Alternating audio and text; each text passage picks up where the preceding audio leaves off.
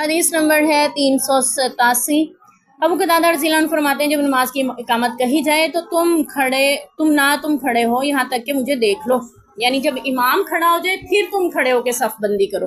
تو یہ حکم ہے نماز میں کہ امام کھڑا ہو گیا نماز کے لیے پھر تم کھڑے ہو جاؤ۔ حدیث نمبر 388 بھی اس کے سے ملتی جلتی ہے کہ حضرت انس رضی اللہ عنہ کہتے ہیں ایک مرتبہ نماز کی اقامت ہوگی، نبی پاک صلی اللہ علیہ وسلم مسجد کے ایک گوشے میں کسی شخص سے آہستہ آہستہ باتیں کر رہے تھے، بس آپ صلی اللہ علیہ وسلم نماز کے لیے کھڑے نہیں ہوئے، لوگ بھی کھڑے نہیں ہوئے، امام ہی نہیں آیا تو پھر لوگ بھی بیٹھے رہے۔